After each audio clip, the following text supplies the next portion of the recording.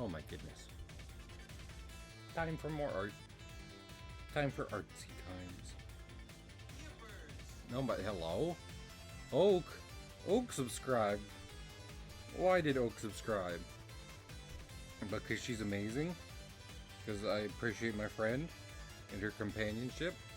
And she's so supportive? I could only hope to be as supportive of her? Epcot Ball? Epcot Ball. I don't know if I've said this on stream. I've said it personally many times. A lot of Disney parks, you know, the different respective Disneylands, have Magic Kingdom, of course, but then also a few of them have some version of Hollywood Studios. And then Animal Kingdom is more animals than rides. So in terms of like a theme park, I really think the biggest thing big Florida place has, the biggest thing they have going for them is Epcot, because Epcot is legitimately a pretty great park. It was under construction for like 3 years. Like every time I visit it in the past half decade, there's been massive amounts of construction, but I believe that's over now. So literally the only reason I would go back to Florida is Epcot Ball. I'm gonna be real. I don't watch Defunctland. Not that I have any kind of personal thing about it, but I mean, I've talked about how much, you know, the concept of theme parks is important to me as a goal. And I think a good way to bum me out would be to watch videos about, you know, attractions failing. So I just haven't watched many of them. I'm sure he's doing great work, because I love history and all that kind of stuff. It is literally just like, if I'm putting something on to, you know, just kind of hang out to, I'd rather it not be like depressing me. So, I hope everyone's had a good day today. I had a panic attack. just middle of the day. Well, that's the thing. Not middle of the day. Like basically near the start of it.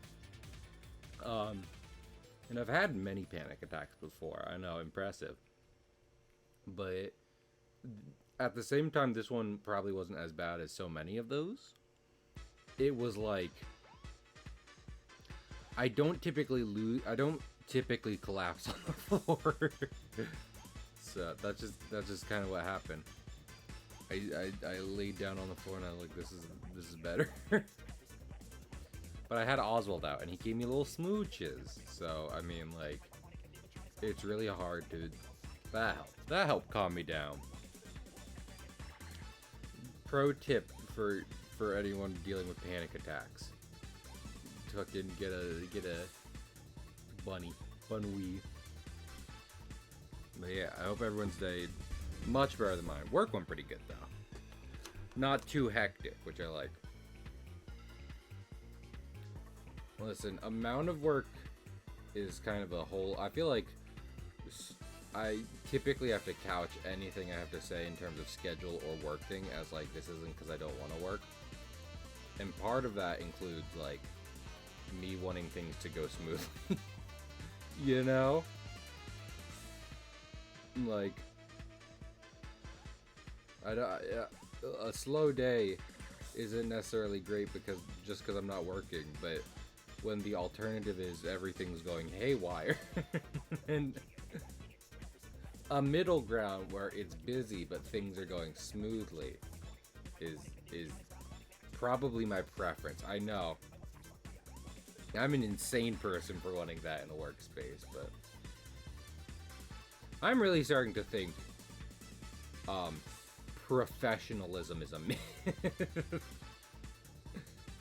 I worked at some different companies at this point, and all of them seem to skirt by on the skin of their teeth. Like, so much stuff just constantly going wrong. The idea that someone would walk up into any establishment and be like, "Oh my goodness, why aren't things going smoothly today?" Like, ma'am, sir, or other fucking things. Where have you been? If you think things go smoothly, normally it's because we do a good job fooling your ass. Don't come to us and be like, you guys are so mismanaged today. That's every day. Sometimes we just hide it from you better.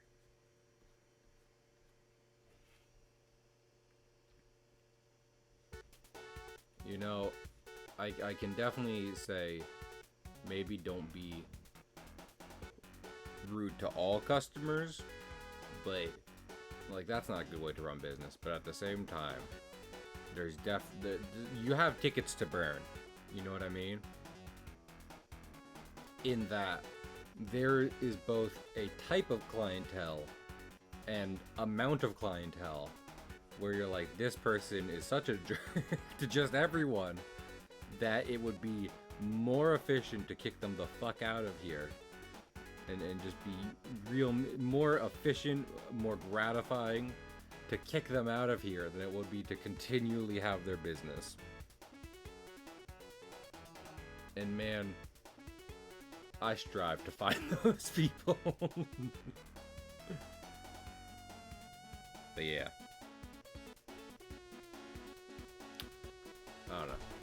I don't know if I like ultimate goal I've said many times my ultimate goal, get a theme park.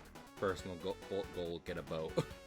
But we'll see if any of those ever happen. Either of those ever happen. But hopefully when if and when I get a theme park, it runs somewhat smooth enough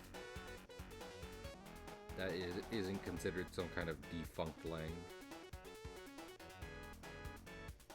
But maybe that's just wishful thinking. I am curious, because I legitimately think having a theme park is like something where it's just like, I want to do this more than it is this would be economically smart of me. With that in mind, I wonder how many living creators I follow who are like, I could do a theme park. I have the resources and branding to have my own theme park, but I choose not to. A curious idea. Could Markiplier make his could Markiplier make Markaland and invite everyone to enjoy in the marquee? These are the questions we have to ask ourselves. I think maybe. I feel like he would have to make it clear to anyone investing or helping him out that it would need to be that he'd be looking to do a permanent thing and not just an attraction for a video.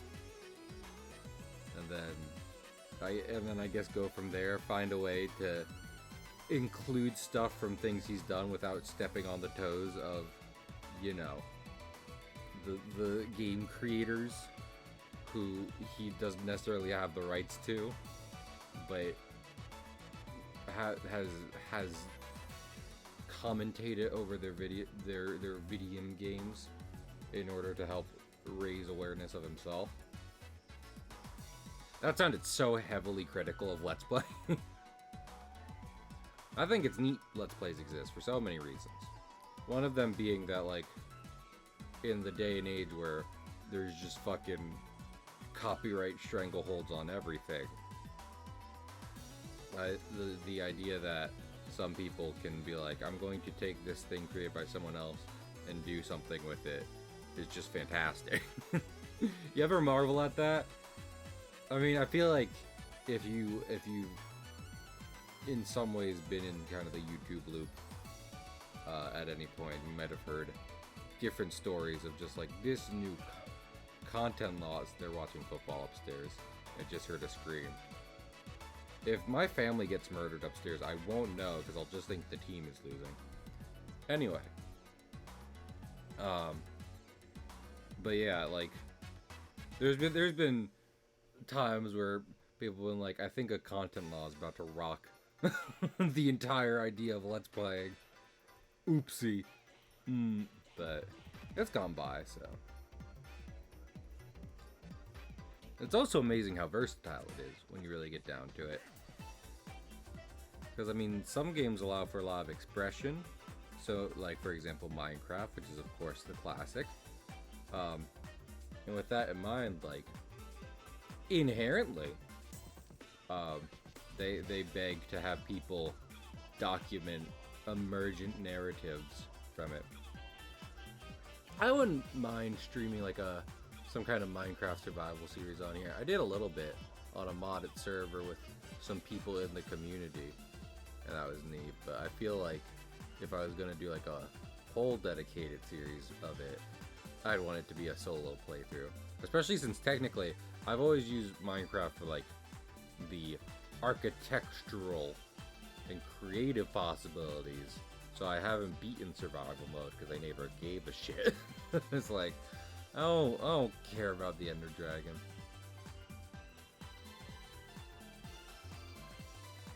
I feel like if I was ever gonna do a Minecraft series, which like, you know. But this is what I'm saying. That'd be like, everyone has one, but at the same time, what I just said about emergent narratives is like, so long as the person is a good kind of host, a good sort of improviser, then it doesn't matter if it's the 58th Minecraft series you've seen. It is inherently different in some ways. Just like you could argue any story about actual survival in the wilderness differs, you know? How many how many fucking episodes have they done of seasons have they done of Naked and Afraid? Probably too many. Is the answer.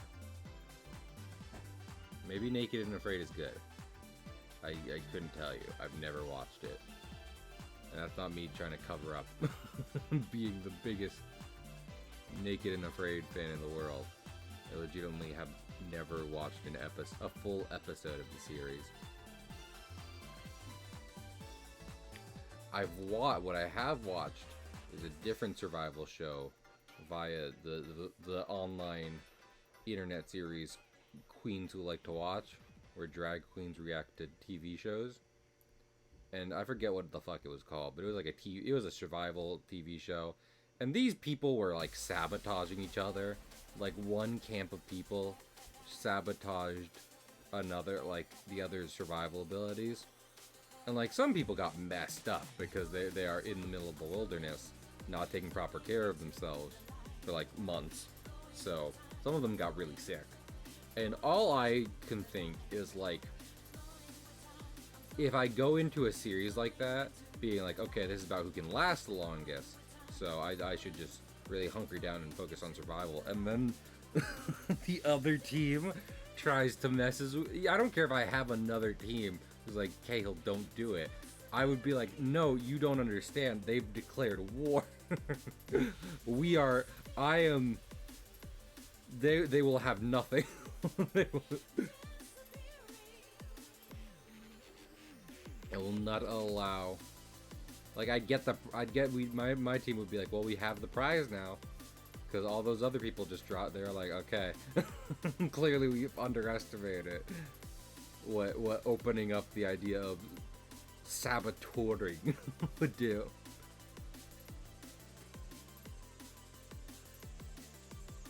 Some real Rambo stuff, you know, covered in leaves. I roll hot dog style into their side, and I'm like, and then bam, all their perfectly picked chicken of the woods gone, up in smoke. It took them 3 generations to find those chickens of the woods, and now they are nothing. Smoke and a whisper. Was I talking on stream about the idea of, I think I was, of the idea of like A, surviving off of mushrooms, and B, like if I had to find chicken of the woods myself and be like, ah yes, a mushroom safe to eat. A mushroom shave to eat? A mushroom safe to eat. I did it again! Safe to eat. What could possibly go wrong?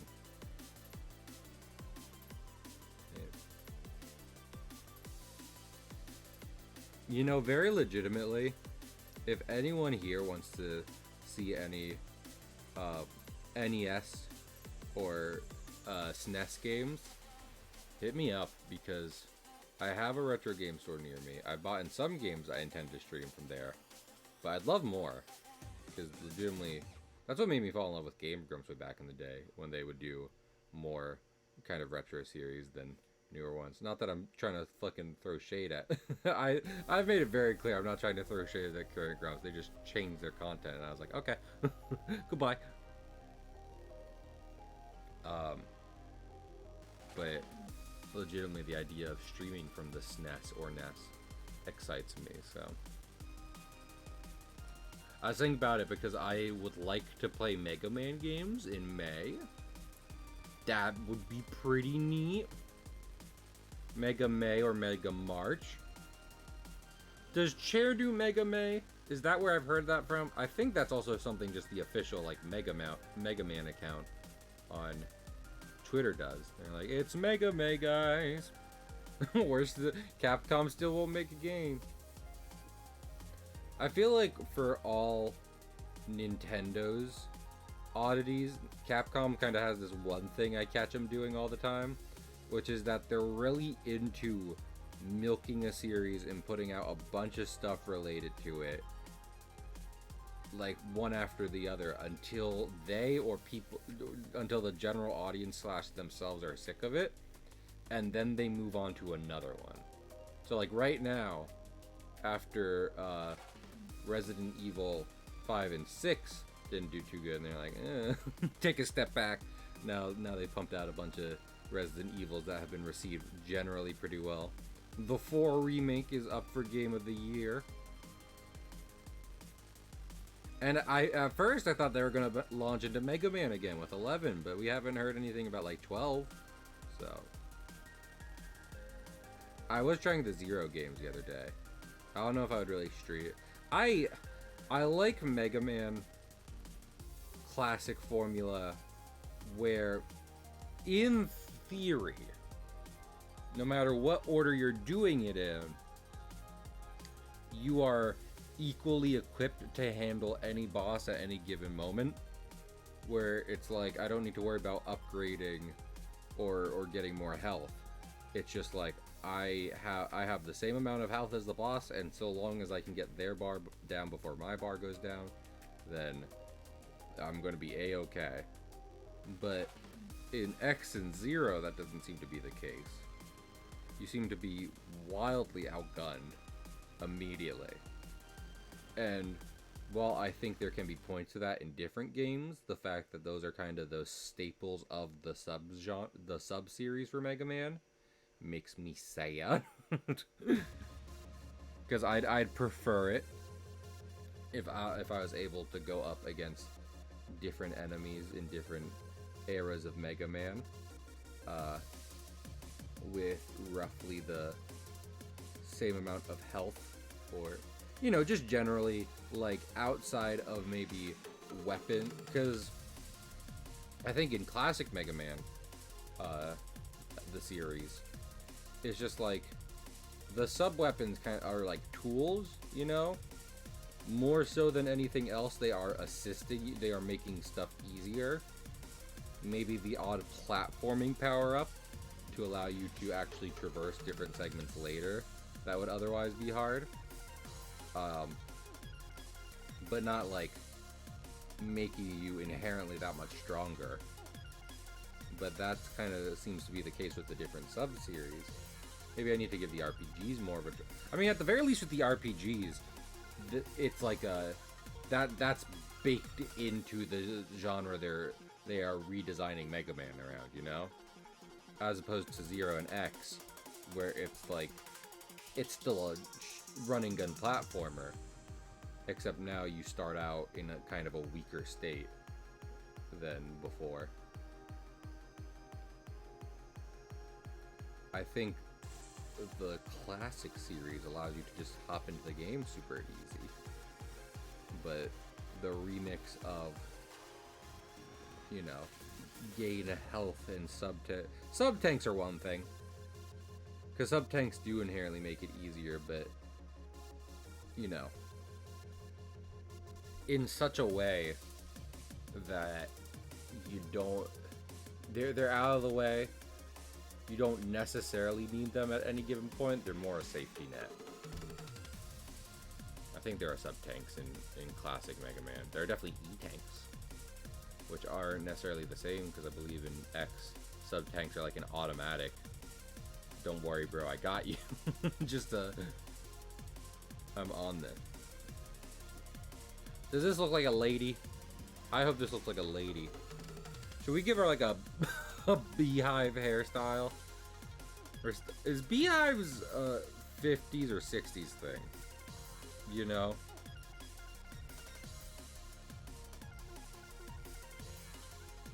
It can be both. But I feel like it's associated with one decade the most. I mean, here's the thing. And it's interesting, because back to Disney World conversation, I love staying in Pop Century. And being born at the turn of the century, you're kind of given the impression that every decade will always have its own inherent identity. But I think that was legitimately just the 1900s. Purely based on how fast humanity was evolving over that century. It was a pop century. So...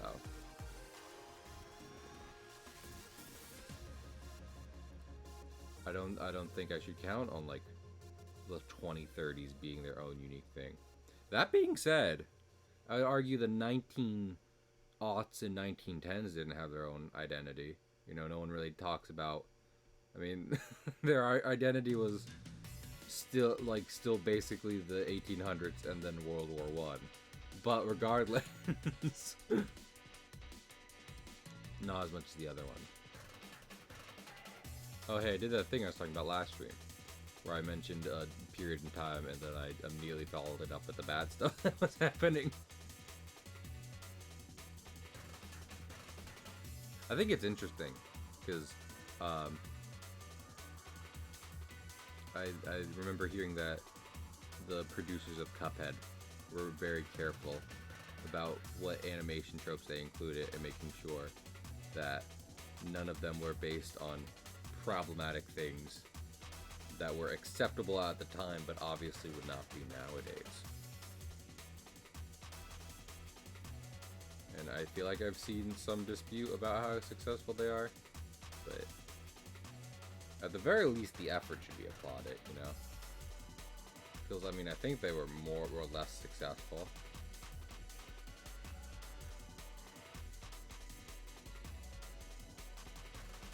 I feel like that lady's hand is sticking out. I was trying to give her a fancy walk, but instead she looks stupid. This is a background character, and I probably shouldn't spend too much time on it. I feel like, even though I'm referencing Araki of JoJo fame with a lot of the art style, I could learn something from Oda of One Piece fame just by... Because he'll shrink any, whether it's a prime character or a background character, he'll put them in the background and fucking he'll draw them just like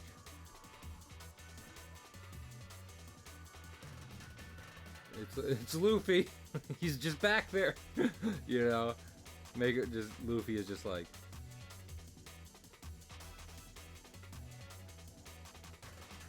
that's Luffy in the background. You know what I think would legitimately be good is if this woman was just further back. I think I've drawn her very like as if she was teensy, and theoretically this should be about the size she should be around here. I think basing it off of how big this bank is. But I think it would be better if I was like, no, further back with you. I might get a drink of water soon. I hope that's okay. Screenshot? When did I import a screenshot? Hello? Oh. I accidentally cut out the background layer. I was like, what screenshot? And I was like, oh, that's screen. The one I'm using as background reference and have accidentally mangled.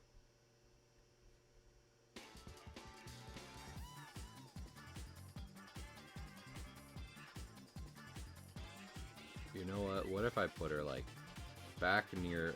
Listen, we're not gonna don't don't call me out.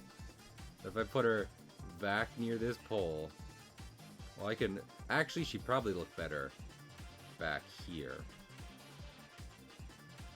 You know, near this kind of like cafe table thing back here. Yeah. Yeah, that looks good. You get it, little small woman. Who is this small, sassy woman? I love how towards the end of last night's stream, I labeled the guy in this panel Man Who Fox. I'm gonna erase these marks.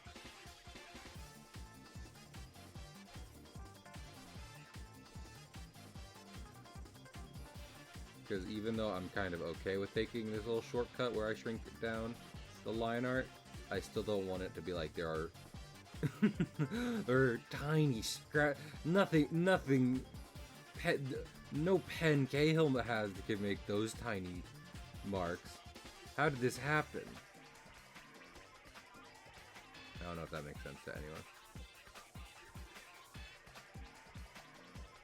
Spooky coming in last night and immediately being just like, your pen is different. I'm like, Spooky, please. I'm already wildly self-conscious about the first time. Is this just the running thing? You come in, you comment on my pen pressure, I take like a heart monitor test to see if my stress levels are up. I mean, I had a panic attack today, so I guess so. But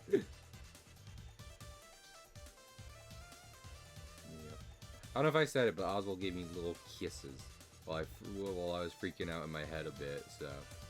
I will say, I think more of what I was freaking out about was, you know, head being garbage than it was, like some kind of real threat to me. Which, I mean, I think that has to be like half of all panic attacks, right? Is like, you're not actually in danger. It's just something very unpleasant, perceived at least, perceived to you as unpleasant, whether based off current or past events has happened, and you are not dealing with it well. Dun dun dun. But hey, listen, y'all take care of yourselves out there, you know. I got through a stressful point today, but honestly, it's better just not to get there at all. So make sure you look after yourselves.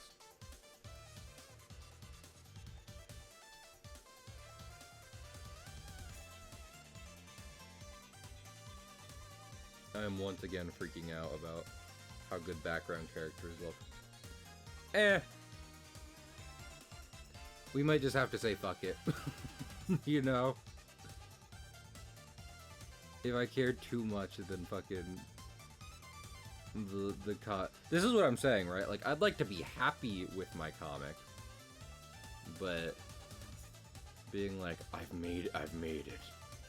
Greatest piece of art in comicdom. I would argue any super impressive illustration or composition techniques should be saved for important moments. That's like your comic sakuga, you know, where it's just like, oh, okay, something important's happening. Time to really bust out my drawing chops. Time to impress the people with what I can draw. Y'all ever think about how one Batman comic just showed his wiener? Who do you think? Someone was like, I want to draw Batman's wiener. and then they were already working on a Batman thing with DC as they said that, and then they had to go to someone who's like in charge of okaying concepts at DC, and they were like, time to draw Batman's wiener, and that person said yes to that. That's wild. It's wild that they said yes. Also, I feel like one reason I moved her back here is because I wasn't planning on drawing the lamp pole. That lamp pole is kind of... It's bringing... I don't know what kind of architecture style it is, but it's definitely... I'm trying to be like, Future City. And that's not very Future City looking. I just plan to not have lamp poles. The city is illuminated by fucking neon air. In the future, we'll all just, you know, we'll all see with our neon eyes, and we'll drink books through intelligence slurries, which immediately absorbs the knowledge into our cyber cells.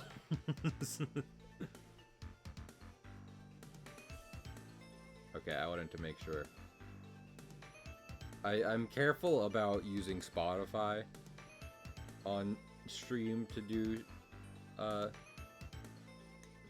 stream music, purely because it could just be like, okay, time for hyper copyrighted Nicki Minaj song.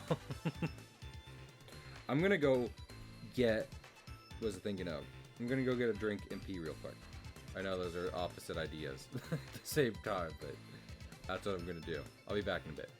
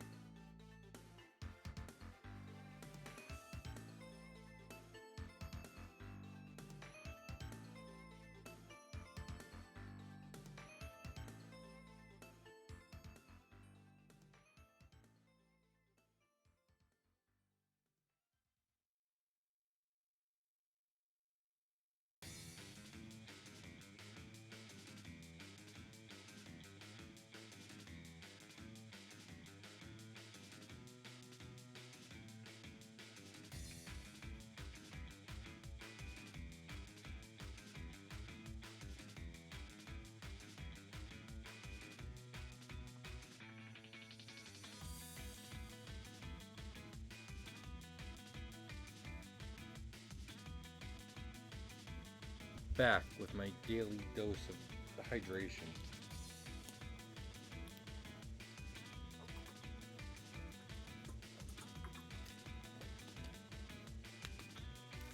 You know, I was about to comment, kind of like, you hear so much science babble about the nutrition and hydration we should be getting, and typically the idea is we're not getting enough of one thing or the other.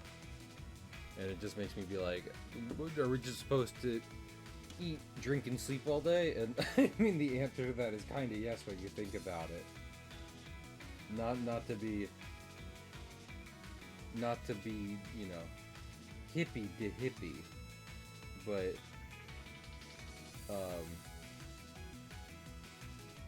I mean, I feel like the human body was constructed with the understanding that the number one priority would be taking care of it. And sometimes we forget that.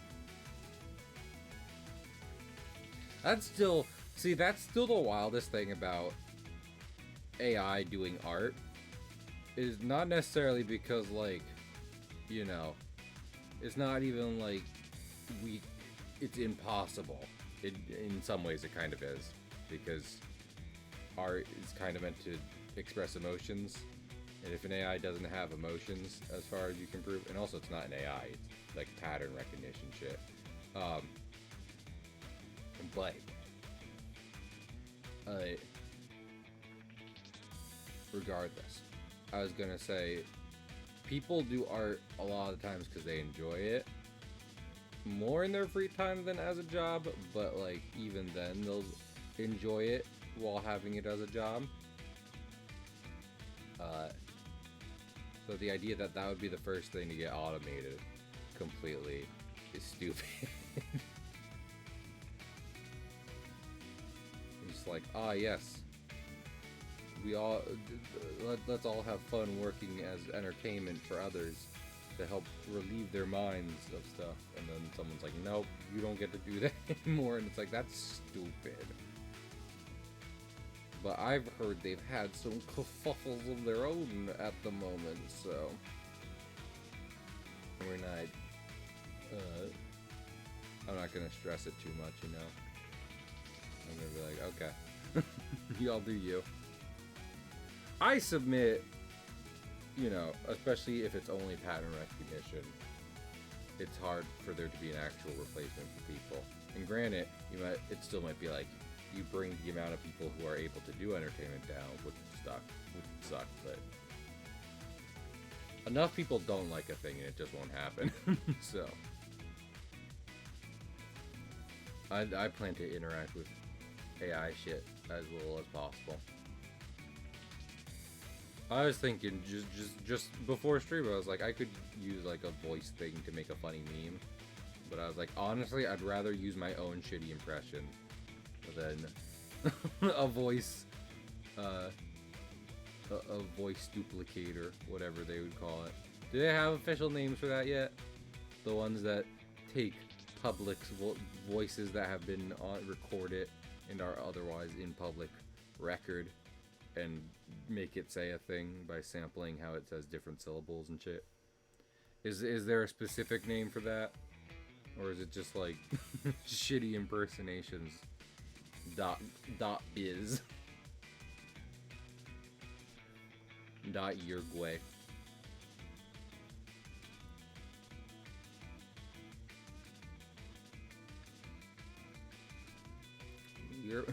It's Uruguay or the highway. Buster bro. I blame fucking rest in peace Unisan. I mean, Ethan still does his own videos, and so does Mark, but I feel like I got doing this voice from watching Ethan be silly on Unisanas. Silly boy. I think they did do a thing, either on that or some follow-up collab they did, where they talked about people acting like Ethan's a baby in this man-on-man relationship. That's the risk you get for stepping into the limelight. Is teens on Tumblr doing shit, making the funny.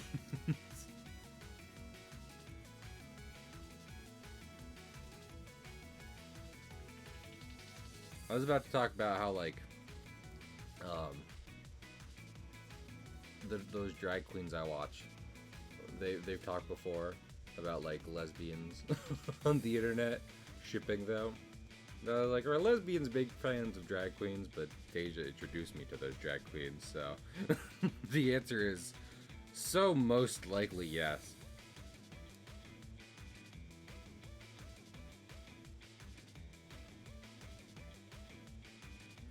I'm looking at friend messages.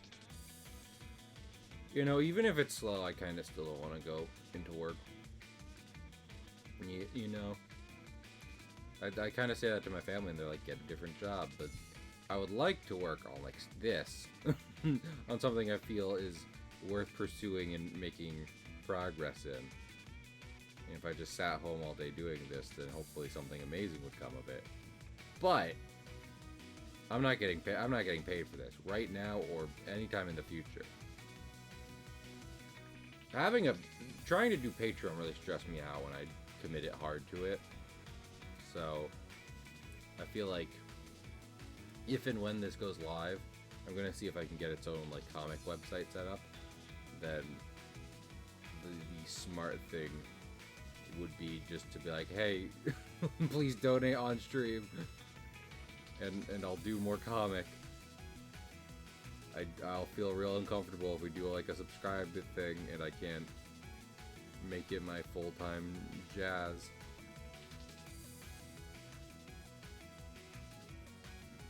That also goes hand in hand with what I was saying the other day about the idea of a Q&A segment.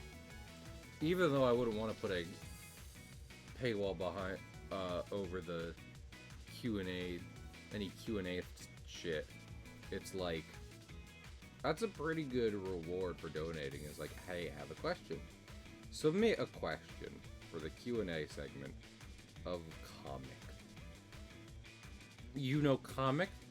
The one you just donated to? You have Q for this A? Well, good news, buckaroo.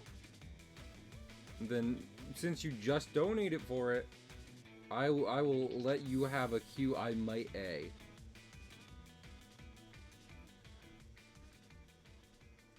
I feel like kind of ethically, the idea would be like, donate any amount of money, no matter how low, and you may submit one to be chosen and or talked about.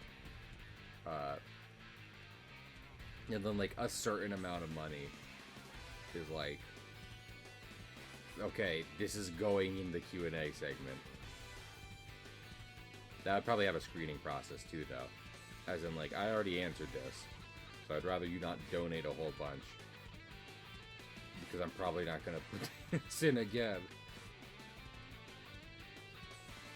This is what I'm talking about. I'd like to be somewhat ethical in any donations I take for a comic.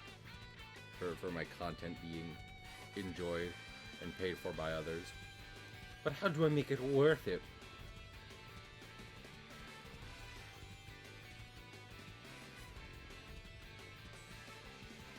I feel like that's why I like doing streams so much. It's kind of this thing. I see it so much more as a game.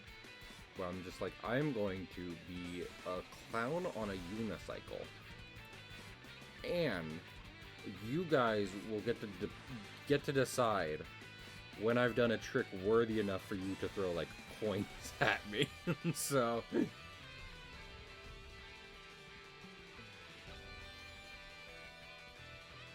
get ready for that shit. This is getting filled in, definitely. I am going to take this. You know something I like? I feel like I was talking the other day about Invincible's violence having a point to it. And to that end, I feel like Omni-Man starts out as your typical evil Superman, which is a trope I have long since been sick of. But he then evolves into like a character. Wild, I know. Wait a minute, this evil Superman thing turned into a person? How? How could this be? Again, though, I've only really watched a summary of Invincible. I should really read the whole thing, but I don't know. Legitimately, not to be no disrespect to Invincible, I feel like it would be better for my own writing and history to read Golden Age Superman first. I'd really like to read like the collection of works the original Superman creators, well, at least the author. No disrespect to the original artist who made Superman, but I'm kind of studying, what I want to study more is like themes and shit. Yada, yada, yada. Um, so with that in mind, even though the art is good for getting a kind of feel for what Superman should look like and how he should seem heroic visually, in terms of the purely writing aspect, I can only I have to pay attention to get this, the writing. So that's a whole thing.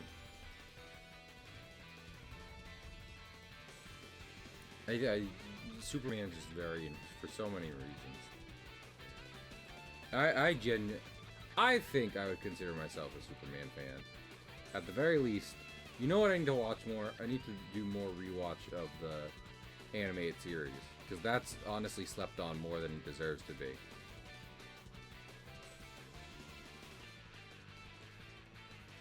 Also, I feel like the way I prefer Superman to be presented most of the time, to kind of keep him more heroic than menacing and villainous, is to have him obey the laws of physics. Because sometimes people are like, Superman's so strong, so if you try to punch him, like, he doesn't move an inch. And sure, that makes sense sometimes. But what I'm saying is, like, I feel like Superman doesn't weigh an extra amount. He weighs, like, normal person amount, you know, over, like, anywhere between... And when I say normal person, I'm talking, like, I'm not setting a strict status quo. I'm saying he weighs in between, like, 100 and 600 pounds, probably. I want to give a wide gap here. He weighs a human amount of pounds, as opposed to an immovable amount of pounds. So what I'm saying is, like, you know, sure, punching him, probably a bad idea. He'll probably, like, just shrug that off. But, like, if I wanted to judo throw Superman, then he'd go flying, especially if he doesn't expect that. And that's what Batman does in the animated series when they cross over. Is Superman's like, hey, cut that out, and Batman throws him. And I think that would be the smartest move. It's just like, I know no impact I have on you can do anything. But the smart move here would be to utilize abilities and movements that will cause you to shift and or otherwise, you know, get out my fucking way. And again, that's just super... Because, I mean, I feel like you could see Superman's ability of flight. That's what I always assume is happening. Anytime Superman doesn't move at a massive impact, I'm assuming he's using his flight to stay, like, centered on both the Z, Y, and X axes. He's basically entered Minecraft creative mode. And what I'm saying is that should be less the standard. Superman jumping to get places as opposed to flying is honestly probably better. Hot take. Only because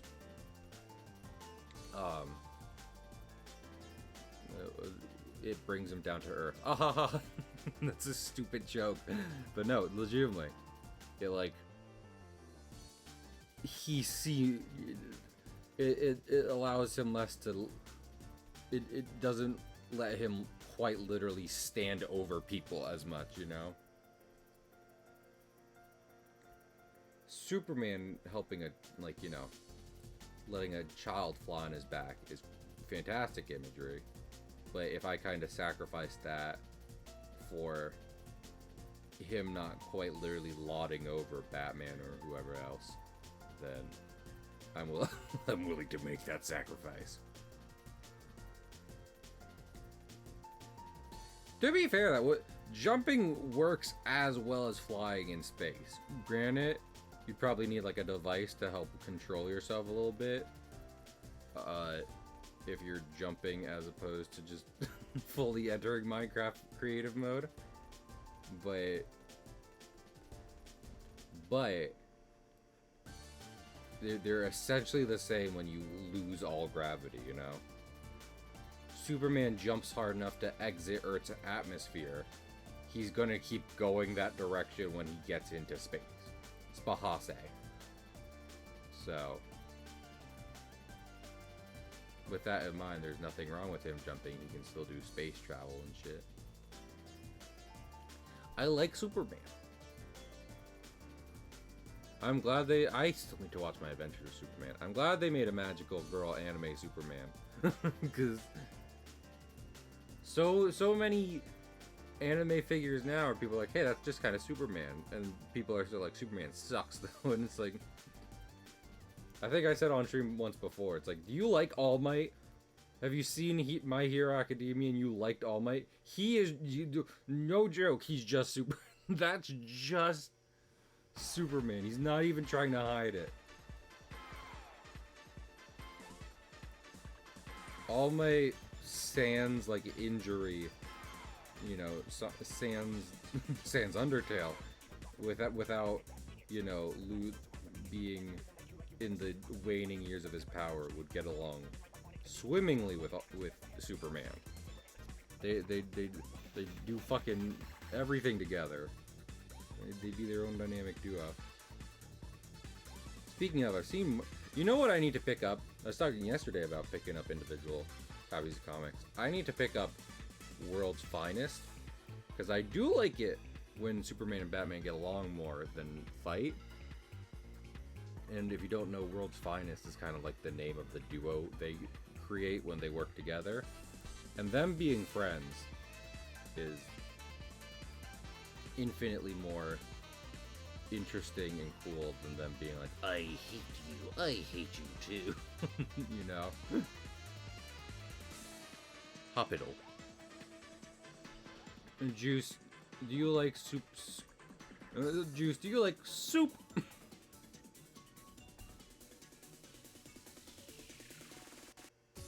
I don't think Juice knows we're talking about Superman. But I'm asking them if they like it anyway. Yes. Do you like Superman? Do you like Big Blue Boy Scout?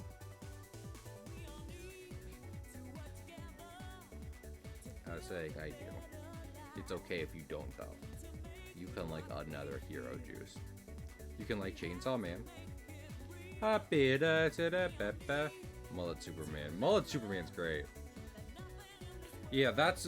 I mean, I have some right next to me. I forget... Jurgens, that's it. So I need... I want collections of the original Superman author, Jurgens, who did, like, Death of Superman and his comeback. World's Finest, because that seemed to be a pretty good ongoing series that was using, like, a lot of golden and silver age imagery redesigned for the modern taste. Did I actually put this on here? I did.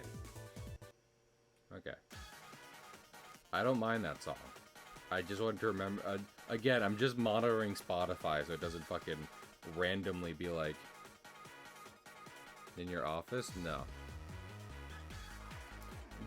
Juice. Dan Jurgens was the author of Superman in the latter 90s, and he led to great sales for the character thanks to his introduction of the villain Doomsday and the most notable death of the character. I remember watching a documentary how they were like, Superman's died before, but he typically comes back in the same issue. Original Superman was straight up dead for real life years before he got brought back. And that was thanks to Dan Jurgens. And ironically, Superman might have died, but it wasn't an assassination of his character. You know, he did it well. Man, let me talk about something. Fucking... So, like, there's a couple times where they'll fucking waste Superman. Like they did in Deceased, the DC Zombies story. But there was also one... So everyone's like, Batman always has a plan in case anything goes wrong. And famously, he has them if the Justice League busts the nut and just fucking goes haywire. And the Batman writer was like, okay, so we're gonna do a story where Batman's own contingency plan for himself gets activated on him, which is a killer robot set to just fucking destroy Batman. And it seems like in this case, like, consequences be damned. As long as Batman dies, mission success. And then there's one issue where it ends and like Batman's on the ropes, right? In fact, let me look it up. I'm literally, this is what we're doing. Let me save to make sure we don't lose any progress. Hide this. Let me look this shit up. Because the panel goes fucking hard.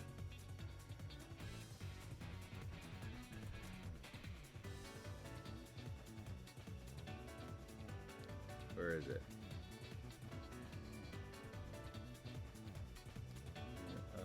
Batman contingency.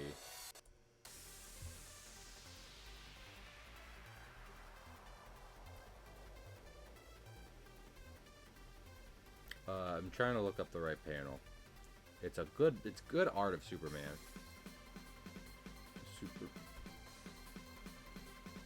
away. Yeah, here it is.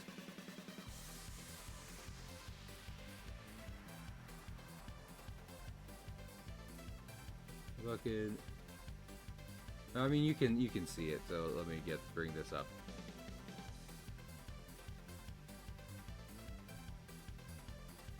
Yeah, like this general thing right here.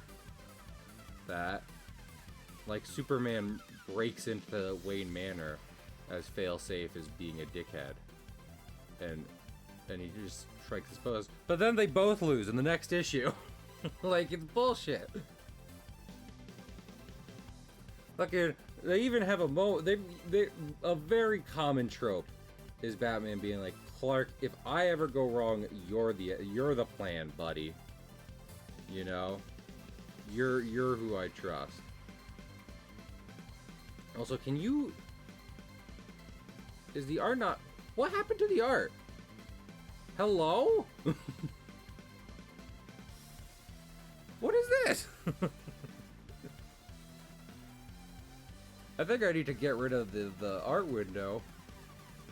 Being a jerk. Window. Art. This better work. There we go. I was about to say that's far too big. But at least it's showing. Anyway.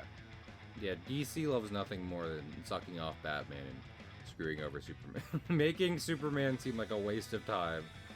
And making Batman seem like the greatest person who's ever lived. And even as a Batman fan, I'm tired of it. That man's mentally unwell. Stop having him have sex with people. Just get him some fucking therapy. I don't want to see fucking Batman's butt over Catwoman anymore. I want to see him get therapy and spend time with his fucking kid. You are sick and twisted. Sick and twisted!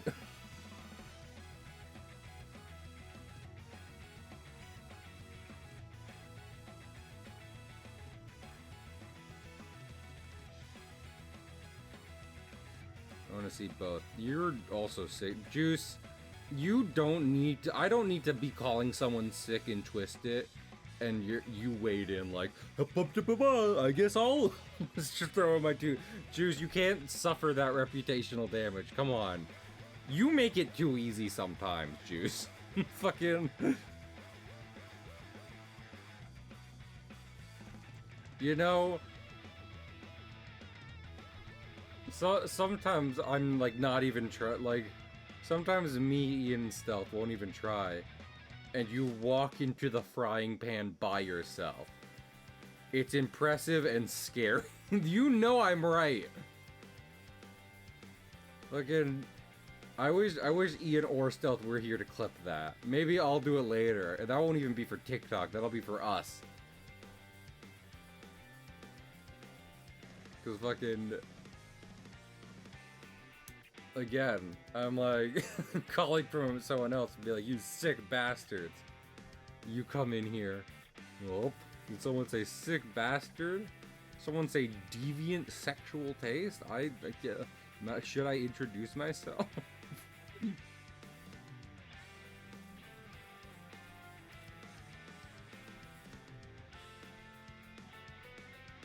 Anyway, I love Juice. But anyway, yeah, stop. Batman would cry if you showed him a just show him like a picture of his parents. He'll either get incredibly violent or start sobbing. One or the other. The only thing on the line really is your own safety, if we're being honest here. Like, probably get out of the way. But regardless, like, I don't need to see this man like punching God and having sex with supermodels. I want to see him go to therapy and spend time with his kids, because he's adopted like 7 and like he needs to have better relationships with them and heal his own inner child. That's the other thing. I don't need to see Batman being hot, because like in the Harley Quinn show, they went into his mind and he was still like a 6-year-old kid, so that's not great either.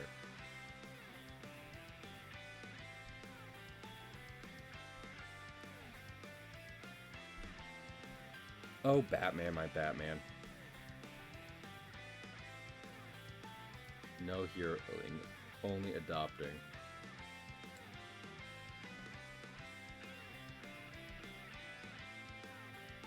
I feel like it's a thing with Spider-Man where it's like, you know, Spidey doesn't deserve to die being Spider-Man.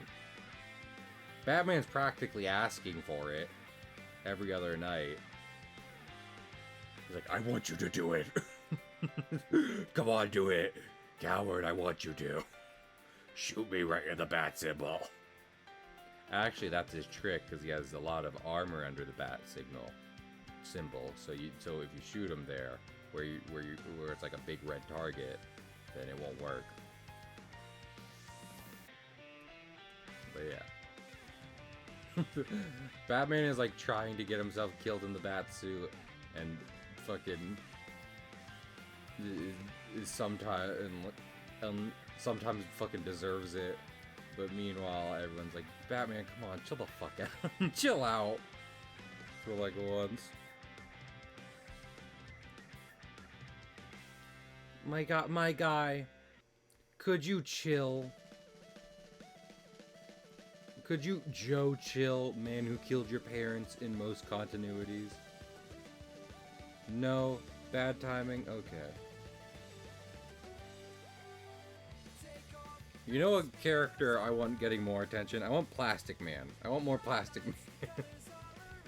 If you've ever seen Plastic Man in anything, and your immediate reaction wasn't like, okay, well, I want this guy to be just constant, then I don't know what's wrong with you. Regular Plastic Man is like peak Luffy. You know? Luffy, when he's being his most endearing, is Plastic Man all the time, forever. Be dishing tea, yeah. Well, that's what made me think of it.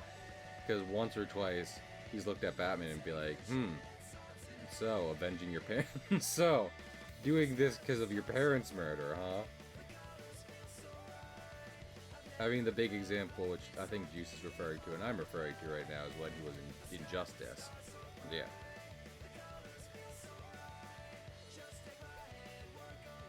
And Plastic Man is like the exact opposite of Batman in so many ways. One of them being in that, like, everyone is always overestimating Batman, in part by design, compared to his abilities and what he can do.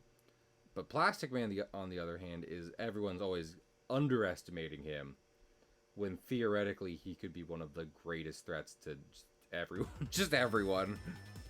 Just fucking, just...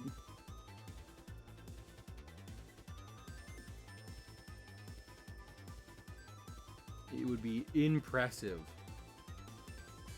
how dangerous Plastic Man would be if he wasn't Plastic Man. So you put some respect on that man's name, on that Plastic Man's name. And sure, he's a criminal. And sure, he's a sexual deviant. And sure, he doesn't take most issues seriously. And sure, he doesn't have the greatest heroic feats in the world. And sure, I forgot what I was talking about. But I want more of it, damn it. Get me tasteful nudes of Plastic Man. Parker, I need these tasteful erotic pics of Plastic Man on my office. JJ, we're like, this is like, that's a different legal entity. I don't even know if you're allowed to say Plastic Man on record. Tasteful nudes. Parker, do it now.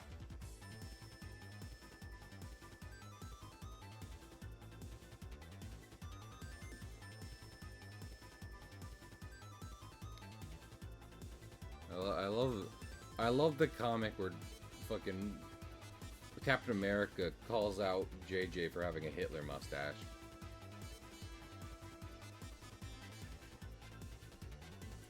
You know, one thing you can say about that hairstyle is, like, it's the tiniest mustache. You get what I'm saying? Like, if... Okay. Funny dictator mustache. Not funny. Dictator mustache. It's like the smallest mustache. You don't accidentally get there. You know what I'm saying? You do it on purpose. So, if you have one, the only person to blame is yourself. Is what I'm saying. It's as small a mustache as a mustache can be before you just shave it off your face. So, if someone's like, hey, you've got a dictator mustache, then that's on you, and you need to evaluate your fucking life.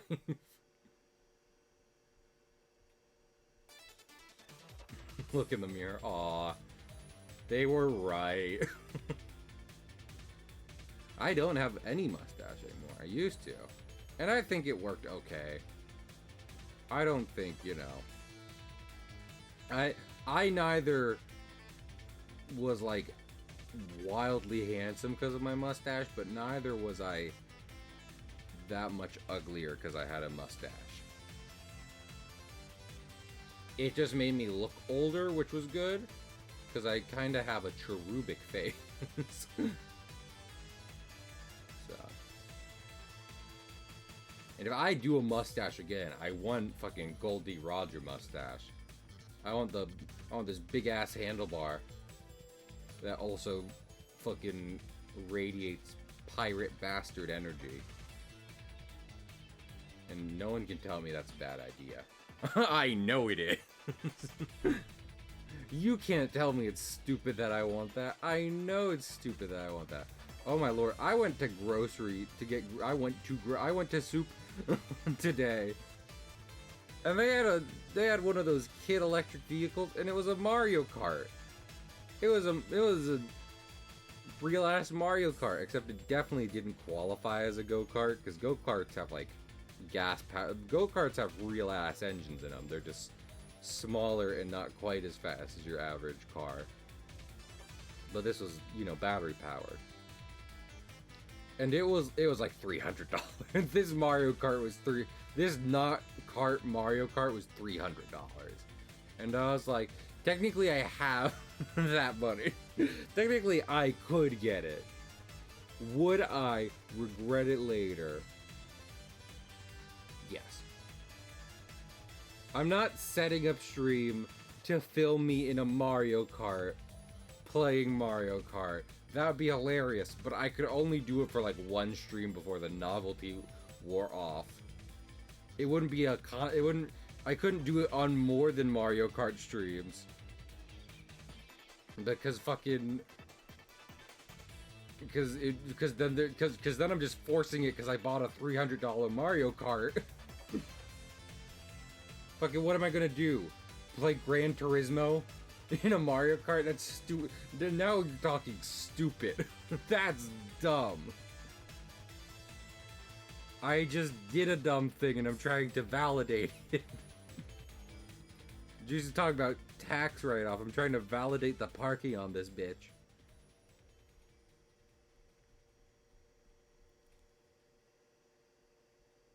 So, no Mario Kart, unfortunately.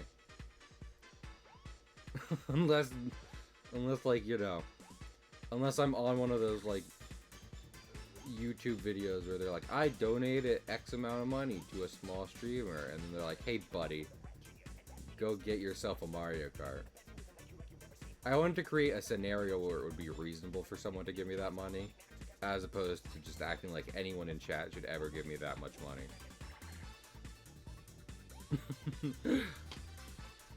I don't want to get myself tax write-off. I want people to be like, I donated a little bit to Cahill Stream, and I got that as a charity write-off. Because I'm helping this poor deranged man pay his bills.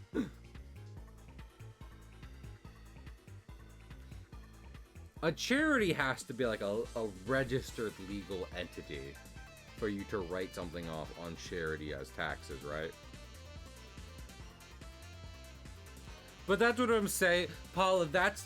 Okay, Paula, that's the big problem, though.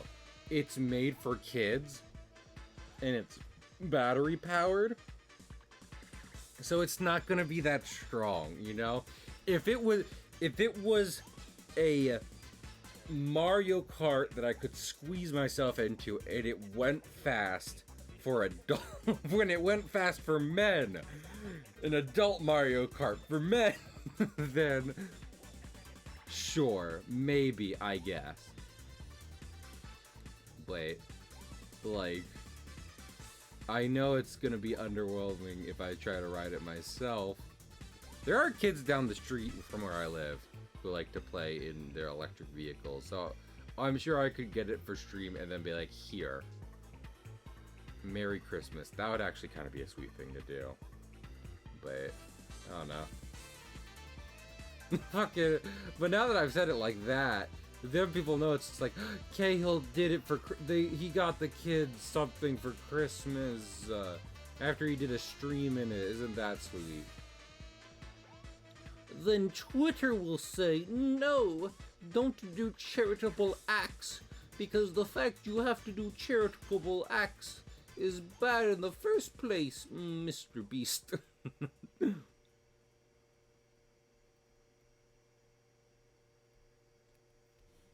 Is Cahill Comics Mr. Beast? Hi, welcome to Film Theory. Today we're going to be looking at if Cahill Comics, someone no one's ever fucking heard of before, is Mr. Beast, one of the most notable YouTubers in the fucking world. Let's look at the facts. They have completely different voices, and Cahill Comics has shown himself on camera multiple times, and he appears to be a completely separate person. Well, this seems like one film theory that's been busted. Thanks for watching. That's what they do, right? Ah, Pat! Matt Pat, like, talks about a theory in film, and then he says, true, busted. Matt Pat just ripped off Mythbusters. We all know that. I don't know why. There's always a couple Mythbusters, because I watched Mythbusters a lot when I was younger. And a couple always come to mind. One of them is them trying to make a shotgun barrel explode like a Looney Tunes. That's a pretty good one. It's so weird how I'm currently operating right now. Because, like, I'm drawing these trees, right? I'm drawing trees. You know, trees. Trees. And I'm like, do these look like I drew them?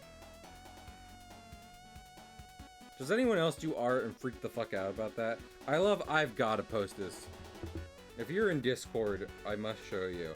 Remember when I was freaking out about my background characters? I have to show everyone these background characters from JoJo. And I wouldn't even notice it if I wasn't fucking stressing about it and thinking about it just a moment before. So behold.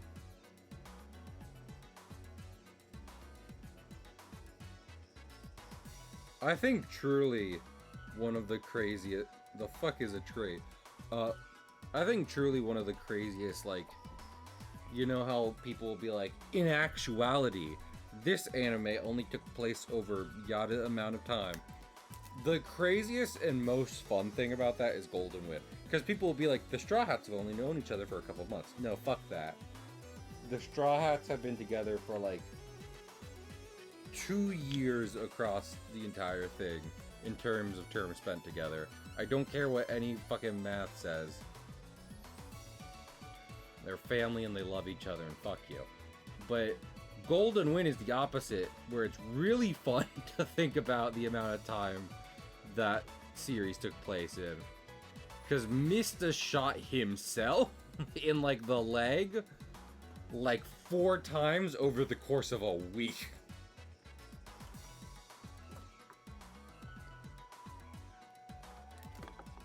And it's really kind of fucking funny that he did that. The man's so stressed about luck. It was like, oopsie poodle. My own gun has gone off for the 5th time this week. Into my leg. Jeez, what's a tree? What's a tree? Guys, I'm scared. I just learned about trees, question mark? What are they? Can they hurt me? Guys?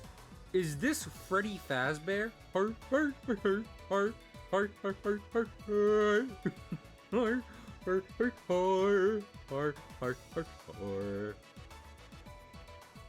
Also, I am glad, because I just checked Golden Wind again as a kind of style guide, but like he's doing the same thing where he's drawing trees with these black blobs to him for a shot. I mean, that's kind of how trees look, you know? I both enjoy trying to simplify the look of certain real life things to allow me to draw them, while also doing my best to retain certain details that very clearly make them that thing. And with trees, they're definitely very like blobs and pointillism. You know, they are the leaves become a mess of shapes at greater distances, which you can only barely make out as smaller individual things moving separately.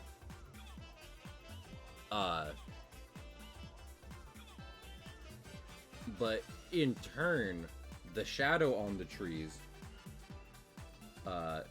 becomes like, you know, this blob of darker collection of leaves that just kind of form into one solid shape. In the light, it becomes many different shapes because the light allows you to see the different leaves from a greater distance, but in the dark it becomes blob, a dark green blob.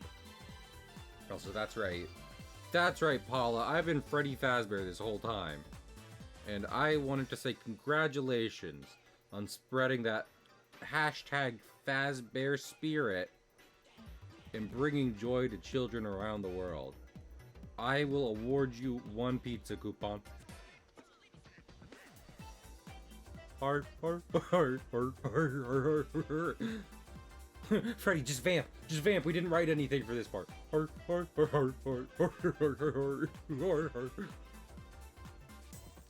Guys, he did the thing. Freddy. I think this is looking okay. I have to be fucking... Sometimes you just have to say that to yourself, you know? Honestly, I don't even necessarily think that's the mark of a bad artist. But sometimes you're so deep into your own shit when it comes to art that you have to reassure yourself that a new stranger or other person looking at this won't immediately just be like, it's wrong! Wrong! I don't think so. You call that the fucking perspective? I don't think so, buckaroo. To the cum jar with you.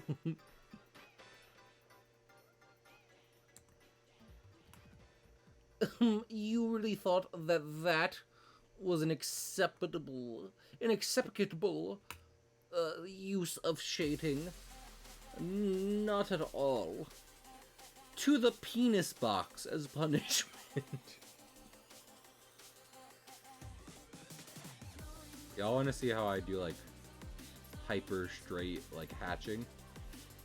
Copy and paste, baby. Copy and paste. Man, I should stream, if and when I stream the Sonic games, because I will stream the Sonic games, notably 3 CD, Mania, all that jazz. I'm probably only going to play a couple of the 3D ones, notably, probably like Colors and Frontiers, and I can't wait to stream Frontiers, because I like the cyber stages, I like the music for them, it's a bop. When I heard this the first time, I was like, fuck yes! Sonic the Hedgehog is the greatest invention. The atom bomb and penicillin have nothing on the creation of a Shadow Ogilvy Hedgehog.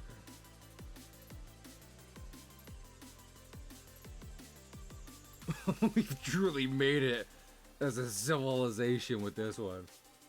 We're making it out of Green Hill with this one, guys.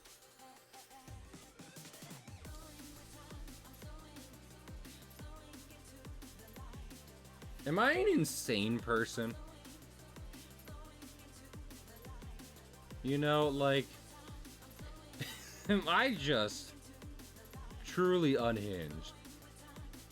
Could I be considered an unhinged streamer? I saw a streamer the other day who was using unhinged as a unhinged and feral as a tag, as a descriptor tag. Is that me? Am I them? Is me he? Are she I? Who really knows?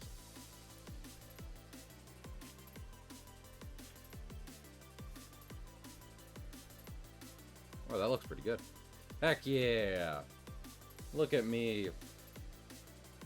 I'm drawing, guys. I'm really drawing. And Charlie bit my finger. Just bad. I can't do a British accent.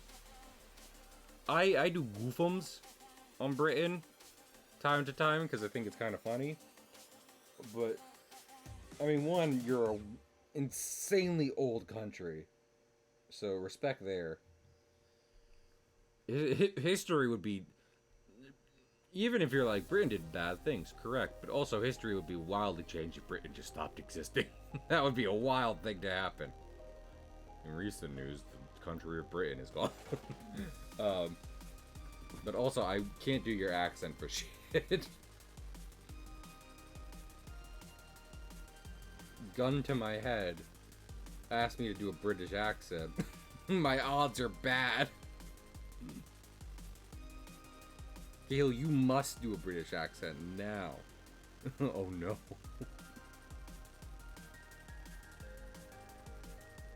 Okay, Dylan Cahill, you're the newest. You're the newest contestant on our hit game show Blender Full of Puppies, where we ask people to do simple challenges or else we will throw puppies in the blender. Today we are going to ask you to do a British accent. Oh no, mother of fuck. Oh no. Man, Pat, you say that, Paula, but I think about that constantly. Paula, would you tell me if you're a figment of my imagination and I'm in a padded room right now? With rats? Not with rats. For real. For real, Paula. Paula, convince me you're real right now. And if you're not, you have to be honest.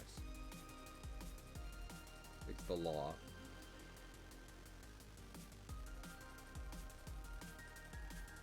Paula, convince me of your realness. For real, for real. I've been playing a lot of Fortnite to de-stress recently. Just fucking around in ranked. Which I love, because I was playing fucking Pokemon Unite with Stealth the other day, and he was like, motherfuckers play ranked just as a normal game mode, and I'm like, yeah. yeah, I do. I'm allergic to breaking laws. Damn it. Well, like, that's freaky. Paula, I don't know how much you're in these situations, but now I'm freaked out. Is everything I know fake, and I'm just insane, and this has all been an extensive fever dream? Ugh. Then that panic attack earlier today was unwarranted, because clearly it did not matter. It was not real. Anyway. Well, if it's not real, I'm going to keep talking to myself, because the padded room hasn't manifested around me, you know? I don't see it, so clearly if it's true, then hearing someone tell me isn't the key to breaking from my delusion. But regardless, I've been playing Fortnite in my imaginary room to distress, fucking around in ranked. Because, I mean, no one wants to play ranked with me. So I figured I'd try it out by myself in solos. And, like, I like how they do missions. Where, since, I mean, it's a battle royale, so 1 out of 100 people can win. Like, win-win. Which obviously isn't super good if you only advance by winning games. So they give you missions to do. And those are cool, and I like them. And then, like, also overall placement helps you score. On a dead paw. That's bad. I hate that. and the bit. I like possums. That'd be sad. Anyway. But I love how a thing a thing in Fortnite right now is you try and fight someone, they start kicking your ass, and you're like, they're real, as to say, they are not bots added into this multiplayer battle royale to pad the game's numbers and fill out all the slots, but rather they are real people good at the game kicking your ass. No, like, is Fortnite, like, doing bad on numbers these days? And then, like, fucking, I saw a news article, it's like, Fortnite hits record numbers, and I'm like, well, like, that might change when the original map goes away, because they were talking about how that's been a big draw. But it answered my question.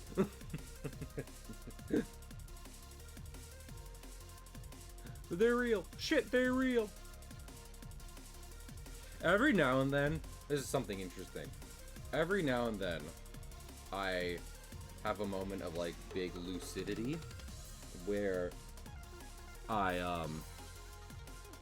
what was the thing, you know, where I do pretty good at the game for a minute and, like, fully hunker down and get some impressive shit in, but that definitely doesn't last a whole game. I've been experimenting with the SMGs a lot more, because at least in Fortnite, tiny bullets worth it. You know what I want? I remember Smage talking about, I think it was Smage, talking about, like, a animal battle royale. I forget what it's called, and I should ask him, because he really wanted me to check it out. But, furthermore, I was having a hard time with Apex, because 1, I was playing by myself, and 2, is very technical. And I was like, huh. But I realized Apex is also first person, and Fortnite is third person. So I would like to see, is there, like, another good multiplayer third person shooter I could mess around with to see if I'm any good. Super Animal Royale. Thank you, Juice. Also, Juice, if you ever want to play Apex again, literally hit me up, because that would be why I'm playing. I need to re-download it again, but that's less because I'm like, I don't want to play anymore, and because my fucking app crashed. They're like, the application is corrupted, and I was like, fuck!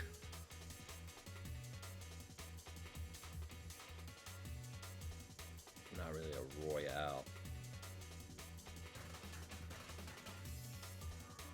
Juice is like, haha, hop on right now. And I'm like, Juice, you know I can't. I'd have to re-download. Juice, don't look at my butthole. No, Juice, not my butthole. Juice is like, I'm saving this audio for later.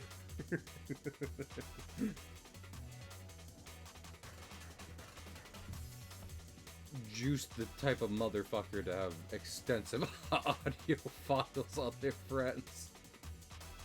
Hey, Kale, what the fuck does that mean?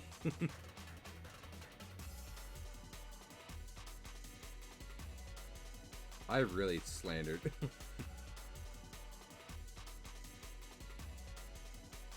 They've been slandering Juice this stream. I'm sorry, Juice. I love him.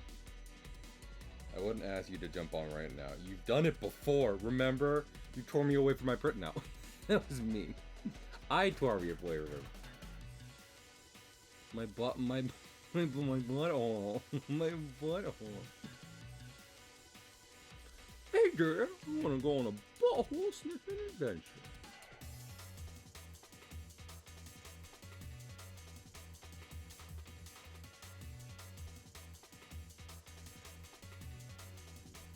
Juice, we have a Cahill poops his pants on stream count, and I feel like there's another count. Is there a Cahill steals bits from Game Grumps count? And if not, are we starting one?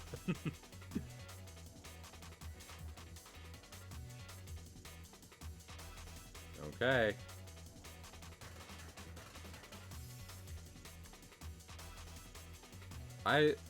I've tried and dabbled in stand-up comedy before.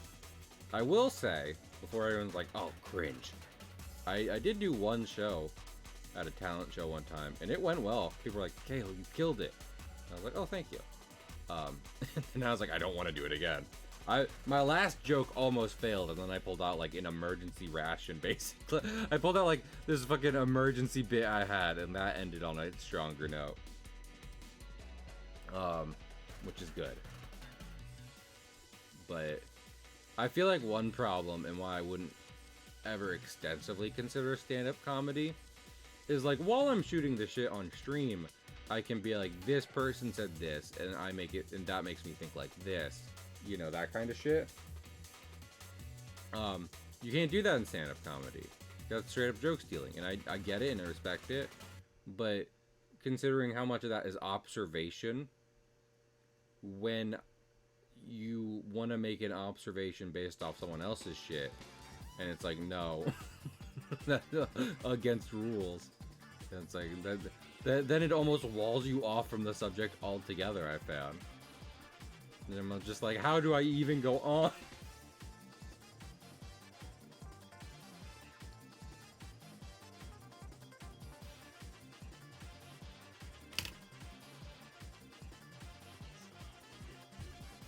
Stand-up's hard. Legitimately, give respect to some entertainers, you know? Entertainers, artists, anything like that. And before you're like, you mean like Gwyneth Paltrow? No. Just people who, in whatever time they have, or even if it's a profession, are just kind of out there trying to make people happy and entertained. Small, little, I don't want to say little stand-up comedians. I was gonna say, you know, stand-up comedians on a local level, web comic creators, all that kind of stuff. The only reason I'm not gonna include like big celebrities and shit in there is because, like, one, some of them just turn out to be assholes, and two, it's just like, when they're involved with so much shit, how do you even do that, you know? You can't just give money to them. You can't just like go up to them and be like, hey guy, I really appreciate your shit. becomes it ironically, the bigger they get as an entertainer, it becomes infinitely harder to be like, I think you're neat and I'd like to support you, and also I need to know if you're an asshole or not. Please inform us at your soonest convenience of if you are a butthole. Have to know.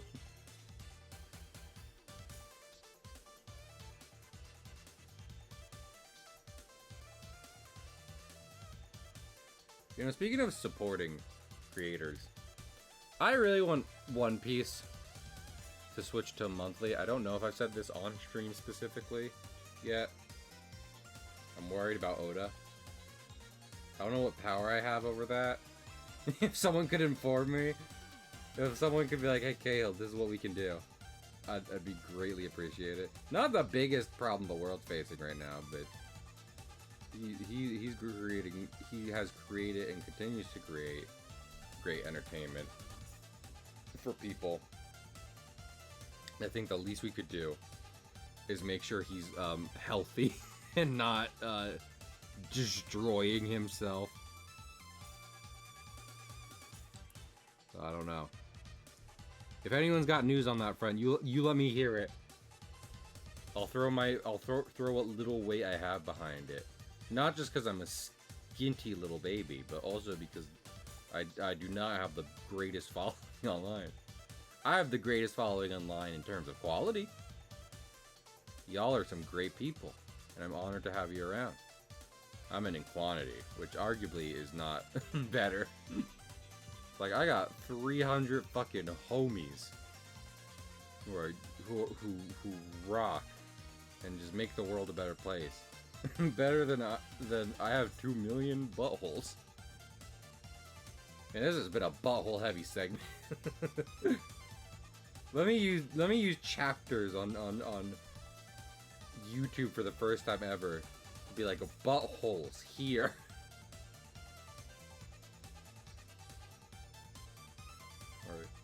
I don't like to just be like things I saw on TikTok. I saw straight up porn on TikTok. And not the time I saw Miguel O'Hara's illustrated schweeness out and about, which I apparently should have sent to Juice. Nah, man, I mean like meat people. So I was like, hey, no.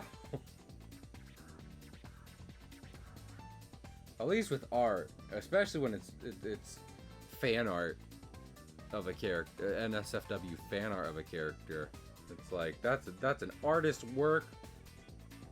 I wouldn't be like, hey, cut that out. But when it's just someone trying to be like, here's porn on TikTok, that's like, hey, hey now. I was talking yesterday about how it's like Twitch has a monopoly on streaming and they don't seem to give a shit. They're also like one of the platforms that has made it very explicit, like, don't stream your butthole. Don't, like, please don't turn this into a porn site. There's already sites for that. And as I've said, I'm glad purely because I'm not about to compete with people doing actual porn. You know? I'm already doing badly when we look at me next to people playing Mario RPG. What makes any of us here think I could compete against people doing sex acts in an 18+ audience field? It would be an awful idea. And even if I did okay, inevitably people would come in and be like, hey, show us a nipple. You're like, no! I'm drawing right now. Later. Nipples are later.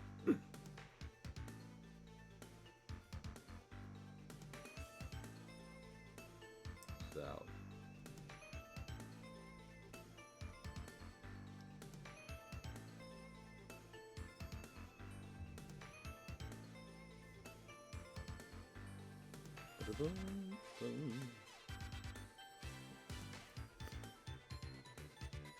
Talked about Mega Man earlier, and it's been a while since I replayed those, and honestly I should replay them more.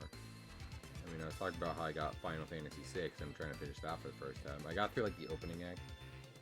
I was like, should I take the chance to use one of the many copies I own of Earthbound on different emulators? Official emulators, by the way. Like the SNES Online and the SNES Mini and the SNES. To finish Earthbound. But then I remember like the opening act and how scripted that is. I'm like, that's the problem. This is what I'm saying. With like the upgrades in the spin-off Mega Man series, where I'm just like that. It kind of cuts into any replayability. Earthbound being just like, okay, interactable cutscene time makes me be like, I just want to go into a cave and kill an ant. Just let me do that, please. Is it kill this neutral ant? Never!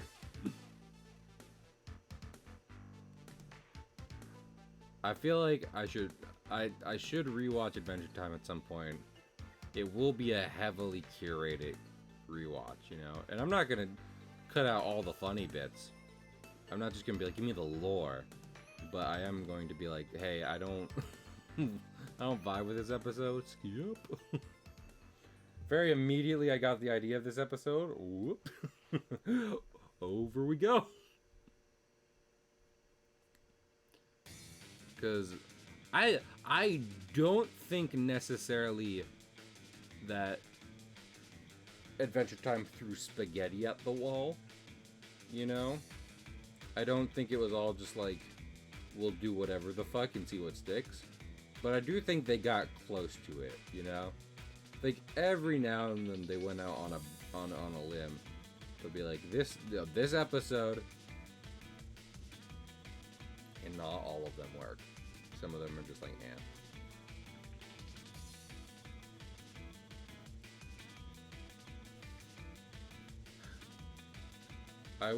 I've seen interviews with the creators of Adventure Time, and they've talked about different shit, and I feel like one thing I'm curious about is they've kind of built up this Lovecraftian pantheon of different characters and everything. Notably, like Globgrod is one of them.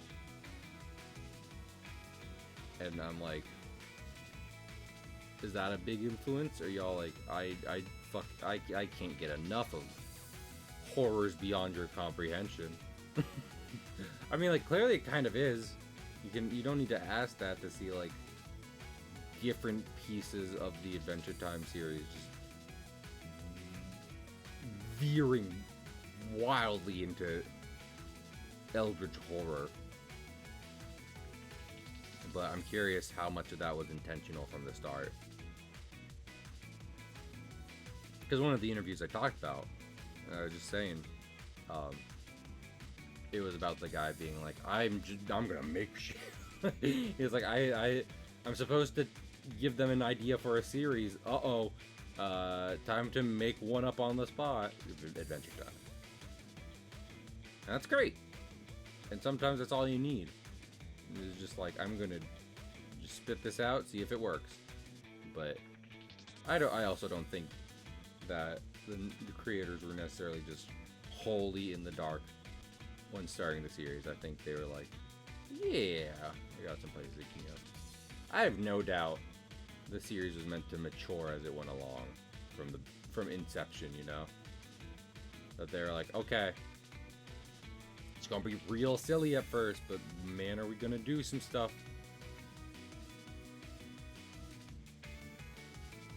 Yeah, well, that's why I'm talking about it, because I think Fiona and Cake, as the newest spin-off series of Adventure Time, went less into the series' main. I mean, it definitely had the emotional growth shit, is what I was about to say, because that's kind of the core of this series, is like Finn, in particularly emotionally growing up a little bit to deal with certain shit. But also, Fiona and Cake in particular, even more than that, was like, hey, Remember how we made up, like, gods? And what if we just, like, really get into that shit for a minute? And everyone's like, okie dokie. I will eat that up. I love the part where Fiona took her pants off and flipped people off. I did like seeing posts about people being like, I like how they have cursing in Adventure Time now, but they still do the nonsense cursing, so the cursing just feels natural. Prismo saying shit just feels like he's also saying schmauzau or whatever. Just like, he said it in the same fucking... It's almost... He's not replacing cursing with it. He still curses. So it's just other cursing. It's just ulterior cursing. Fantastic. You love to see it.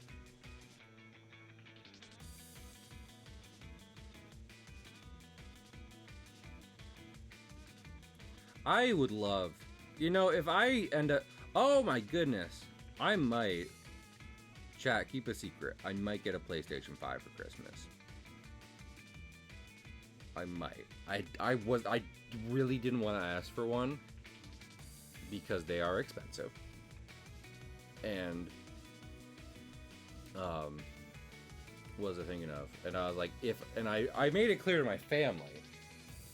I was like... I would like to pay for a chunk of it. I would like it to be my one gift, and I pay for some of it, you know? Like, the gift is them helping me pay for part of it. But then a family member came to me. I could say what family member, but I'm just saying a family member.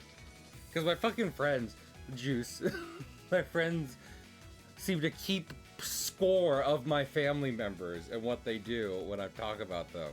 So I'm not putting one on the scoreboard, but a family member was like, hey, I saw a deal on one. If I get it, do you want it? And I was like, yes. And you're like, okay, I might get it for Christmas. So I was only going to say for Baldur's Gate. I feel like Baldur's Gate seems really down to earth with its writing. And like, there's definitely places and desire for high fantasy and sci-fi where even day-to-day life seems you know, alien to our understanding of it. You know, like just common terms and phrases aren't at all present. But Baldur's Gate 3 seems to have done the D&D thing, which I love D&D for, of like, we're in a fantasy setting, but everyone is going to talk just fucking normal people. Just like, we're not being like, oh, oh, verily. No. Everyone's like, what is up, my guy? Hey, could I borrow a fry from you, my dude? That'd be fantastic. I like it. From what I've seen of Baldur's Gate, it looks like that. Maybe it's not.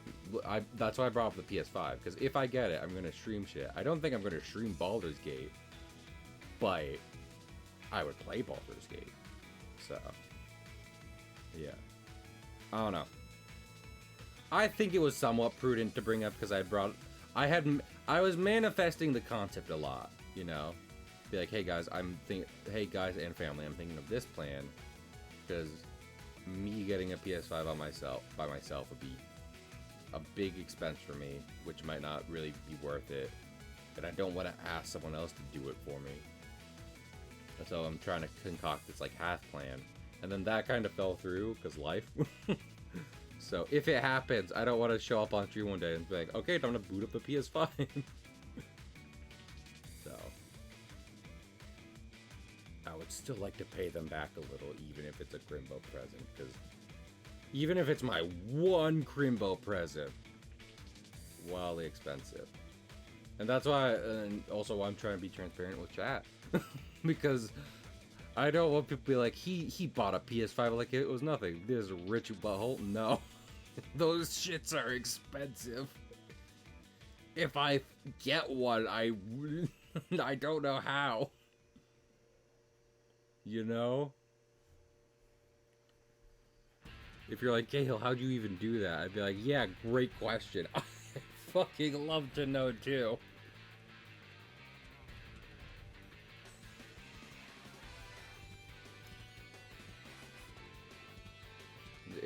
It would be the meme.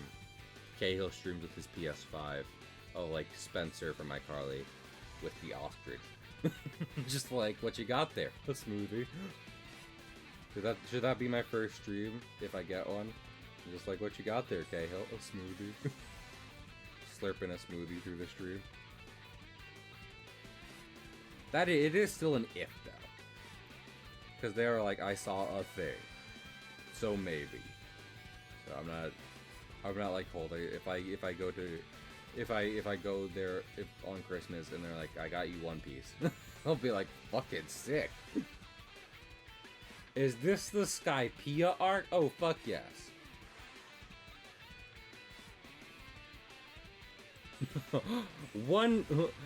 PS5 or One Piece Skypiea.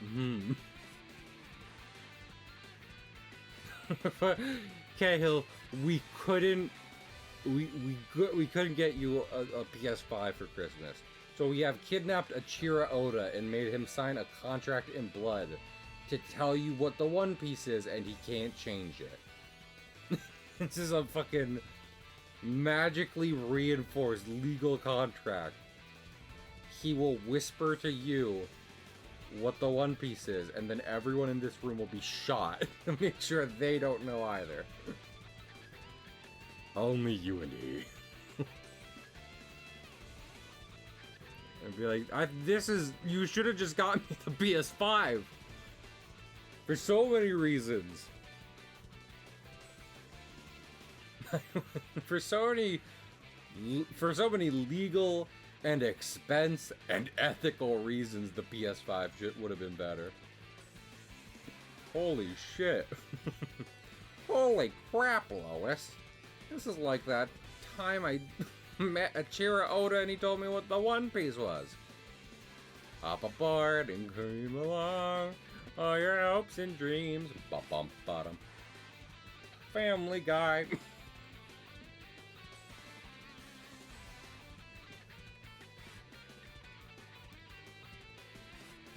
Holy crap, Lois. Luffy is going to be king of the pirates. I feel like referencing Family Guy is anti-comedy, but also I'm kind of going for that when I do it. So the joke is less that I'm referencing the show and more so that I'm doing a somewhat accurate impression of the writing style that they used to make the show. And again, it's not like I've kept up. So, do I really know what's up with it? Does KO Comics know what's up with Family Guy? Also, why is it?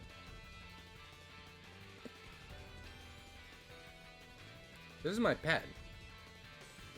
I'm on my pen tool right now, and it's not drawing anything. Did I make a selection somewhere? No one's sure. The fact that it was on one opacity, that makes sense. I'm still gonna erase it just in case. The fact that there's new Family Guy to keep up with is kind of baffling, you know. I'm not even being like the show doesn't have its novelty. If you watch Family Guy and you're like, I get joy out of this, valid. I'm just saying.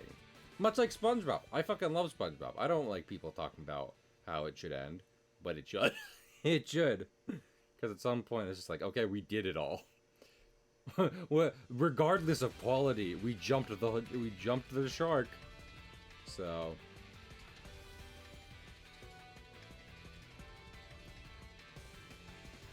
maybe we should pursue other creative projects. Fuck you. Never. I would rather die before I end Family Guy, says Seth MacFarlane. says creator of Ted, Seth MacFarlane. You know, I don't know what's up with him, but he can lounge sing. Is calling something lounge singing inherently disrespectful? Because in my eyes, as someone who has nothing to fucking do with music, okay, Juice, you know when someone's like Frank Sinatra? This is Frank Sinatra. It's never Frank Sinatra. It, like, Frank Sinatra was like lounge singing.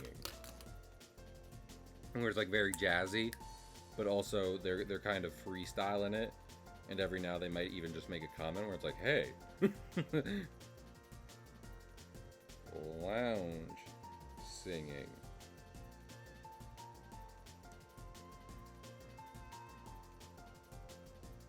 Lounge singers.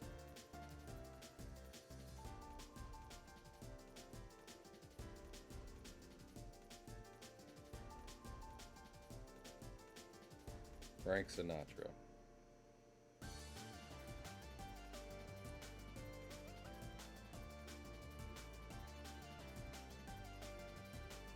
Yes. He was a lounge singer, let's say.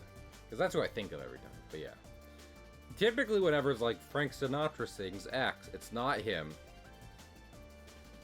In this day and age, when it's that specific type of title, it's usually an AI, but even more so when it'll be like not him, it'll be someone singing like him, which is lounge music. But again, I don't necessarily think that's an insult. I think it invokes a strong imagery, you know? Of like a bar filled with cigarette smoke. Some good liquor. I barely even know her. And just in general, the atmosphere it provides. I would argue somewhat relaxing, you know? Take a load off, relax in the lounge with a cigarette, with an electronic vape, and some alcoholic beverages. This is a magnet train, so it floats. Fuck you. You're like, hey, it's not connecting with the ground. Yeah, well, maybe I was okay with that. It's a magnet train. You think of magnets? Huh? Life's greatest mystery? No? That's why your mom doesn't call you. I need to get something to eat. Anyone else have kitchen anxiety? About, like, I can't go do something in the kitchen because fucking someone is in there and I don't need them questioning what I'm about to do in the kitchen. Because I do, and it becomes a problem. Exactly. And granted, usually it's my family being like, hey, Cahill, eat good. Eat, you know, sustain your body for us, because we love you. But still, I'm just like, eating something is better than eating nothing. Let me eat something. And sometimes I'm eating this because I'm planning the big meal for, like, later, you know?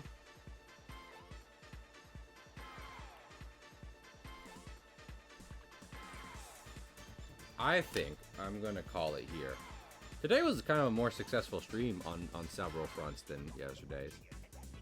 Just because we got this whole ass panel done, and I think it has a good background. Worked on this a little, and more people showed up.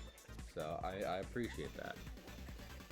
I know I talk about numbers, and I'm like, I don't care about them, and typically I don't, but it would be false to say that seeing more people, even just lurking, is more encouraging to keep streaming in general going. Because I've you know. How long has Viz been streaming? I kind of... Let's stream Viz. I mean, let's stream Viz. Let's raid Viz and tell him that I was bad. I'm bad at Apex. Yesterday we really confused Shriveling Fire when I said that lesbians give me emotions, and even though that remains the case,